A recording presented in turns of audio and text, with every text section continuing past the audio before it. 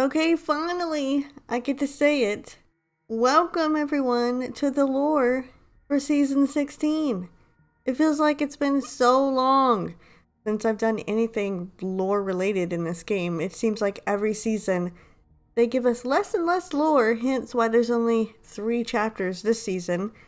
But I still want to go ahead and read through them. I was going to read through them separately when they first came out, but chapter 1 came out not when it was supposed to, a week later, and then a week after that they were going to upload or put out the next 2. So I thought, let's just go ahead and read them all at once. It's just 3 anyway, so let's see what we got for this season. Search and Not a Rescue, chapter 1. This day has been a rough one. It's nice to get off my feet for a sec. And at least the company isn't bad. Another cola, my enormous friend. Don't mind if I do, brother. Something on your mind? You're usually all sunshine and shashakaskas, whatever that word is. Shakas? Shash. I have no idea what that word is. You seem a little brooding today. Honestly, it's creeping me out. You got me, buddy. I've been running search and rescue missions all day with Sarah's, but it's been a bit of a waste today. Is it Sarah's or Sarah's? Because it's spelled kind of like Sarah. Hey, what? No, don't say that.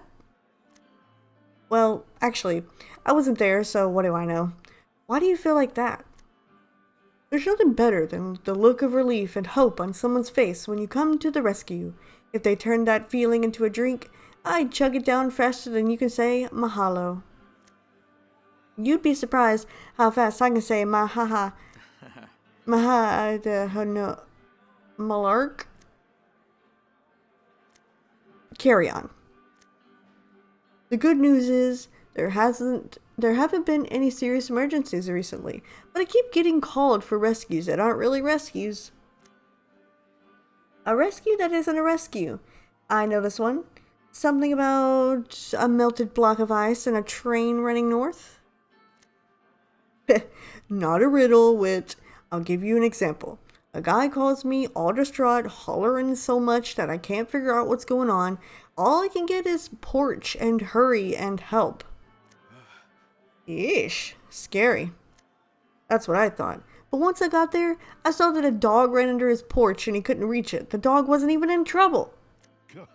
When I reached for it, it ran out, no problem. The dog took off and the guy didn't notice. He just wanted to take a photo with a legend and he decided this was the best way.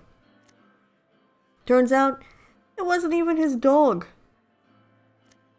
Then, I get a call from a lady that there's been a building collapse and they need the strongest Sarah's agent we've got. And that's obviously you. Ooh. So strong. Yeah, well, I show up with all my gear, my heart was racing, and I was ready to jump into action. But they had demolished the building on purpose. They were breaking ground on a new apartment complex and wanted a celebrity there. And you know that flash storm that came through this afternoon? I got a call that some kids were too far out in the ocean while there was a lightning warning. They weren't stuck. They were partying on the beach. They were faking to get me there, wanted me to throw up my dome shield like an umbrella for their party and get some Gibraltar autographs. I don't understand why none of them tried to get me there. Maybe my appearance fee is too high. Might be time for good old Gibraltar to hang up his Sarah's gear. Being a legend has made me more of a distraction than a help. Don't get me wrong, false alarms are better than real alarms. I'm glad nobody was in trouble. But I joined the games to inspire people and bring awareness to Sarah's, not to pose for photos. Gotta be honest, I don't follow. A call is patched in from Sarah's. I wonder who's trying to get me to speak at graduation or join a family dinner. Please, help. I'm in Norlock Lake. Uh-huh. You're in the lake? Probably a party boat that needs me to deliver extra sunscreen. Wait, I know that voice, but I can't place it. Please, my trident. It went off the road and into the lake. I can't swim and it's starting to sink. Okay, hang tight, brother, and try to stay calm. I'm on my way. Got a jet. I'm coming too. If they're looking for a celebrity, think how pumped they'll be when two of us show up. Maybe I should join Sarah's. Whoa. I went a little too far there. Mirage isn't happy that I'm making him ride in the sidecar of my bike. If he wants to tag along, we go by my rules. We pull up to the lake and I don't see anyone else here. Something's definitely up.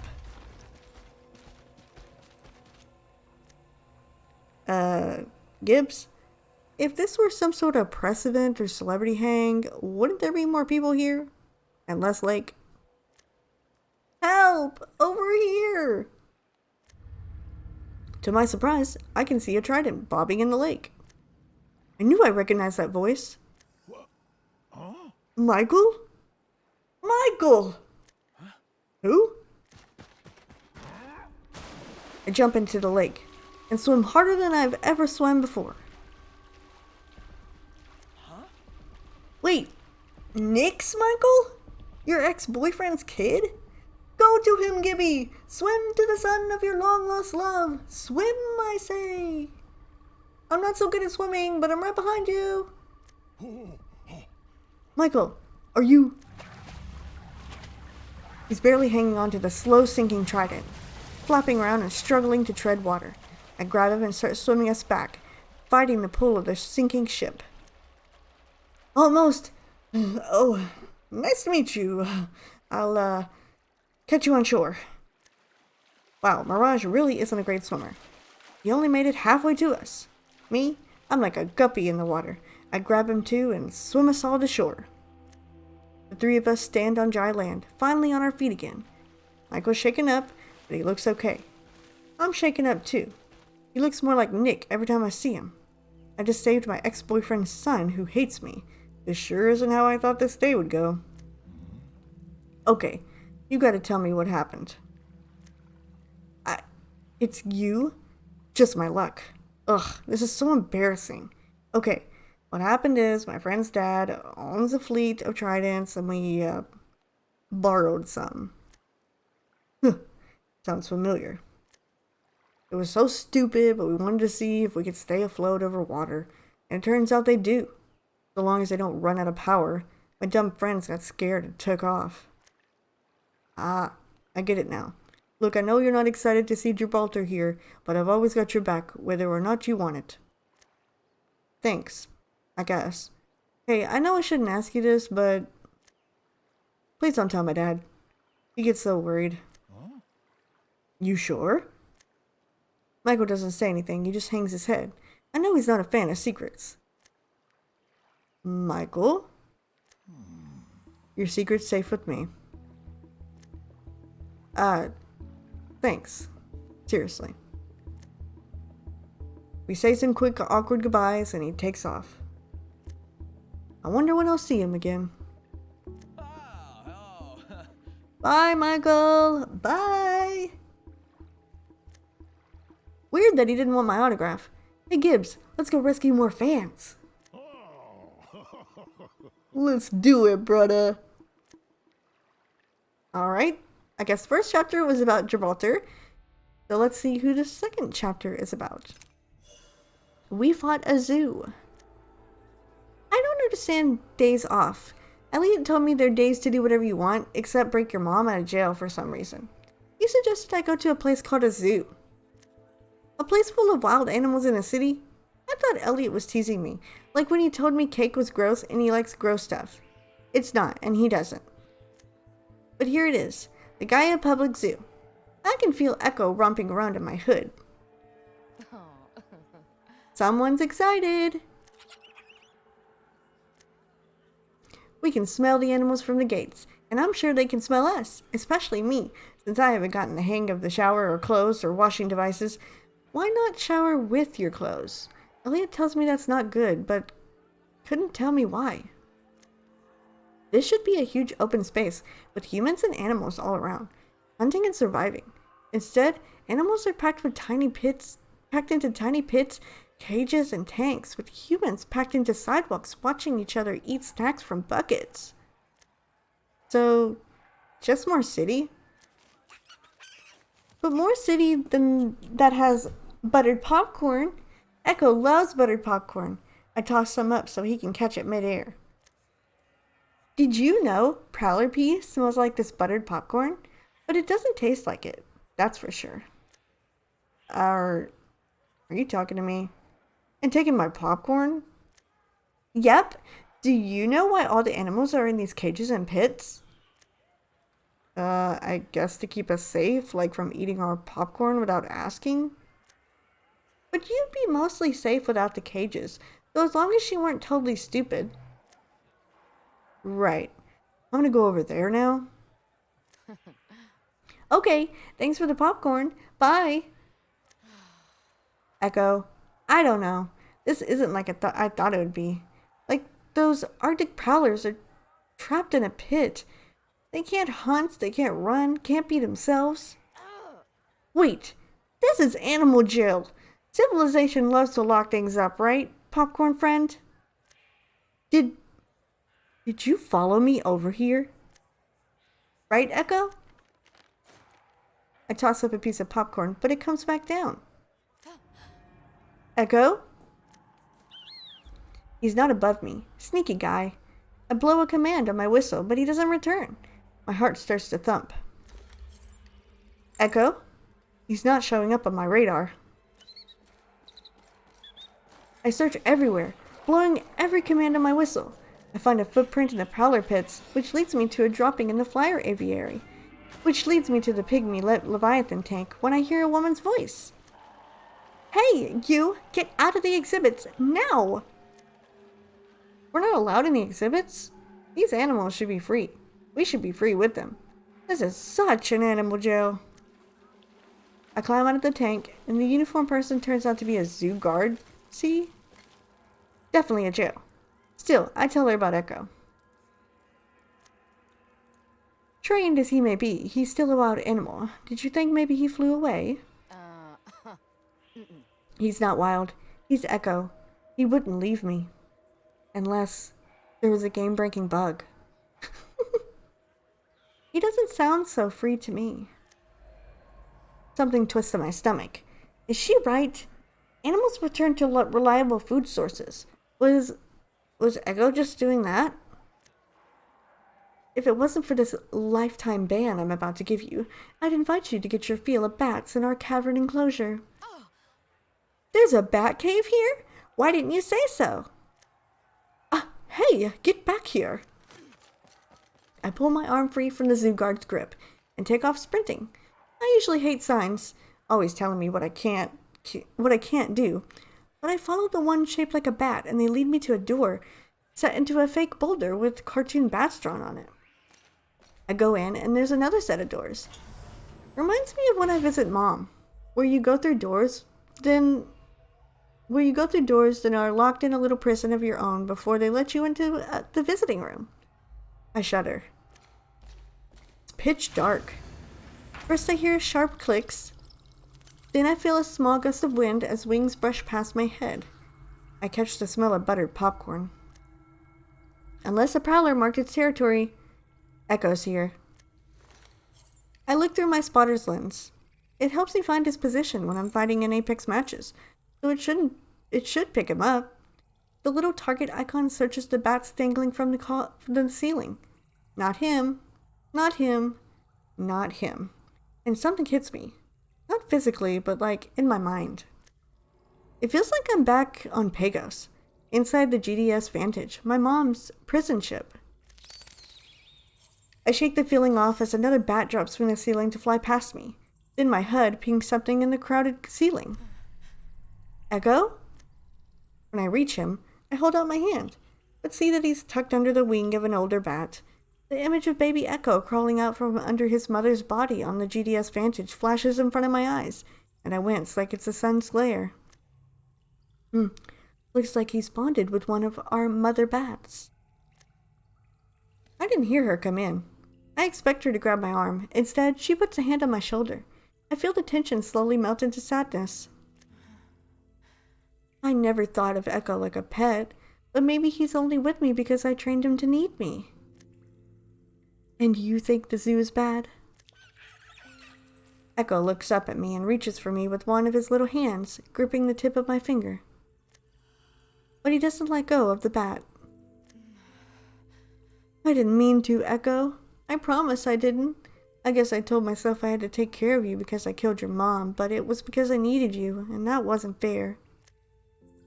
You killed his mom? That's horrible. I was hunting. Every calorie counts on Pagos.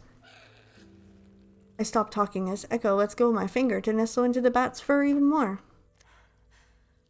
You want to stay here. I understand. I'll visit you whenever I visit Mom, okay? And when I finally free Mom, I'll free you too. You and all the animals here. No, you won't. Now let's go. I leave the zoo in a daze. It's as though I'm walking through waist-deep snow, numb from head to toe. I hold the whistle in my upturned palm, thinking about all the training about Echo's little face, when a piece of popcorn lands in my palm. Echo! Echo lands on my forearm and nuzzles the piece of popcorn towards me. Tears break free of my eyes to stream down my face. Through the teary blur, I see Echo looks freaked out. I can understand not wanting to stay in that animal jail, but you don't have to stay with me, Echo. You're free, Echo. Echo looks at me, and then the popcorn, and then me, and then eats the popcorn. A laugh escapes my throat, and he bounds up my arm, headbutts my face, and dips into my hood. Laughing and crying, I grab a handful of popcorn and shove it into my mouth. It tastes amazing. Listen, lady, you can have my popcorn, okay? Just stop following me. Thank you.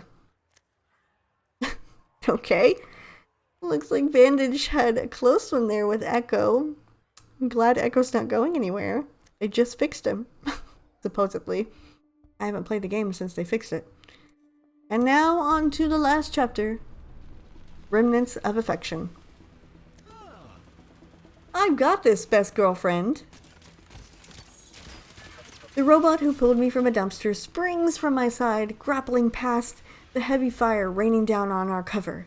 We are outnumbered, with the useless qualifier we had as our third having gotten himself shot earlier. They're on the move! I rush to join him, when a charge fills the air. My vision begins to shake. It's Crypto and his EMP. If I can strike him or that pesky drone of his down. It all goes black for a moment. Then my visuals gradually return. However, what lies before me is not the Apex games, but a distant memory. I'm saying there isn't any way to make this go any faster. Peck is the one with all the resources. If you want the Branthium, you shut your mouth and keep sitting on your hands until I tell you it's go time. I lean back in my chair with a sigh. Idiots. All of them. Making a move prematurely would leave us with nothing, and I'm not about to lose the last payday I'll ever need. Dr. Reid? Turning my desk chair, I see the blue eyes of Newton Summers peering around my office door under his telltale reddish-blonde mop. Newton, come in. He enters, carrying a large cardboard box with the ease of a grown man. Of course, he'd sprouted up like a weed over the last few years. I see the move is going well. I guess you could say that. I feel less stressed than you look. Are you okay? Fine. Just having an off day. How's the new place? It's filled with boxes, but I'm settling in. Still have a lot of cleaning to do at the old place, though. I'm on my way since Granny's back on planet side. Speaking of which, I found a bunch of things in my mom's stuff I thought you might want. He places the box down at my desk and I glance inside. There are various items inside that I'd forgotten about over the years. Old pictures of Dr. Summers and I at the lake. A faded news article about our work. And these were your mother's. Newton's face flushes when he sees the item in my hands. A quality pair of nunchaku with engraved black handles. Excuse me? No, they're mine. I got them when I was 14 and thought you could use them. I saw them in the window. Begged Granny for weeks to buy them for me. And I may have leaned on being sad about Mum a little. I can't just throw them away after I made Granny feel so bad. I feel like my Newton voice is terrible. You played your grandmother for nunchaku? It was a phase. That's your calls, by the way. You always look so cool practicing with swords and knives and nunchucks. I thought I could do it too, but I gave up the second time I hit myself in the face. I imagine him sounding exactly like his mother.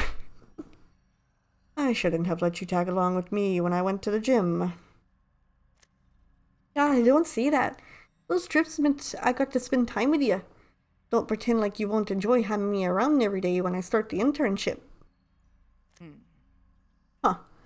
Lillian was the one who insisted after you asked her about it. I just felt like it's something I have to do. Remember that dream I told you I had? About Mum. How she was trying to get back to me. She's gone, Newton. I know. That's what everyone says.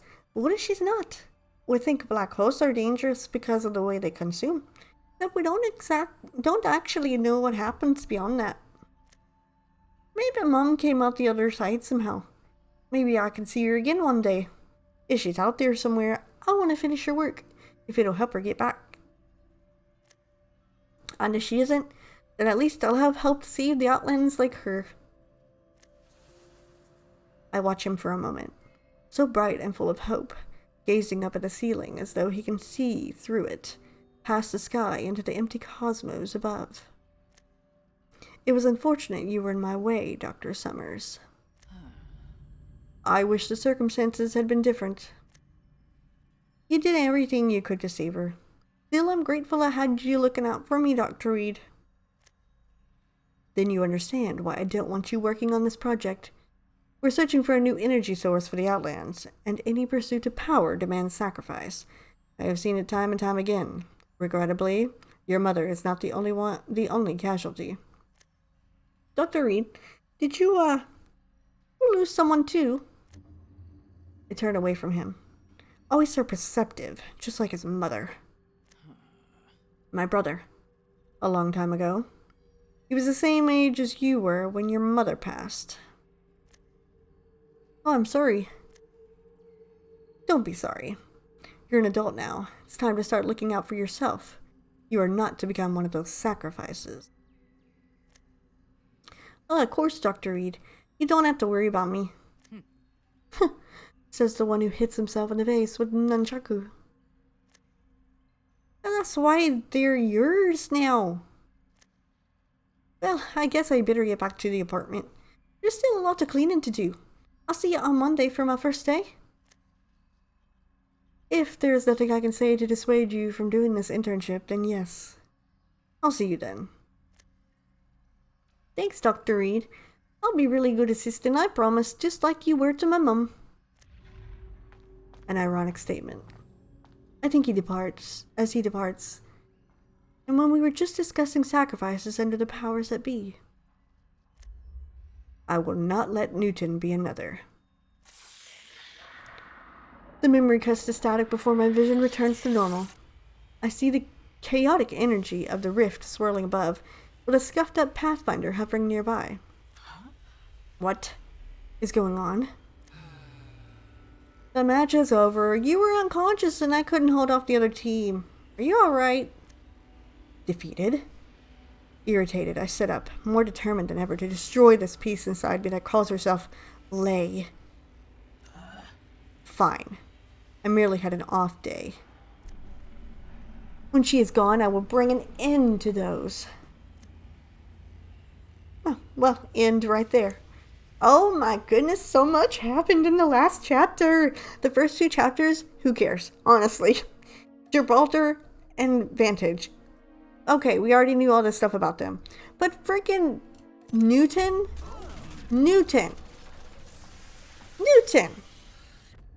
is back. And Dr. Reid knew Newton. Her son. Horizon's son. He was way older and he was going to start an internship. And he's the one that gave Dr. Reid the nunchucks? Are you serious? And I think the nunchucks were his mom's. So originally the nunchucks were supposed to be Horizon's. But Newton had them and gave them to Dr. Reid. This is blowing my mind right now. Horizon mains, I'm sorry. But you're not going to get your heirloom because Ash took it. I can't believe it. I cannot believe it. Wow. Wow. So Newton lived a little bit longer. So he must still be alive. I mean, he has to be. I don't know what all happened. I don't remember exactly, but yeah. Wow. Okay, so big revelation. Interesting. So Dr. Reid worked with Newton and he was going to start an internship with her. And gave her the nunchucks. Now the nunchucks make so much more sense. They were supposed to be Horizons. Interesting indeed. I'm glad they put some lore behind that because the nunchucks came out of nowhere for Ash. Like, when I saw that they were giving her nunchucks, I was just so confused. I was like, why are you giving her nunchucks? They don't seem like they fit her at all. Doesn't seem like anything that Ash would use. But they were given to her from Newton. It's very interesting. Okay, so that was totally worth waiting for. The other 2 chapters, it's totally fine. I can go without reading those chapters. It didn't make much sense why they had those 2 chapters. Maybe just filler. But the 3rd chapter was the big reveal there. So if you got through all of your treasure packs for the season, which I got mine a long time ago, you're going to get yourself the Dazzler Epic L-Star skin, which is cool, I guess. And a free Apex pack, of course. And then 10 Battle Pass stars if you haven't somehow completed your Battle Pass by now. But that's going to do it for me, you guys. I hope you enjoyed this lore for the season. I'm really, really happy that we actually got some actual lore towards the end here because we only have like a month, a little bit less than a month now, 27 days in season 16 here before we head into the next season, and it's about time we got some type of lore of some kind. I feel like they're phasing these out because there's only 3 treasure packs this season, and I think last season there was like 5 or 7, I can't remember. But yeah, there's not very much. They could be phasing these out. So this could be all the lore that we get as far as any type of lore other than like in-game lore or trailers or teasers or anything like that. But I'm gonna go ahead and get on out of here, you guys. I hope you enjoyed this chapter read through that we did and the big revelation at the end there. That was pretty cool. But I hope you enjoyed the lore, and I guess I'll see you next season if there is any lore next season. Hopefully we'll have some kind of something to read through, to look at. I don't know. We'll see what happens. But for now, hope you enjoyed, and I will see you guys in the next one.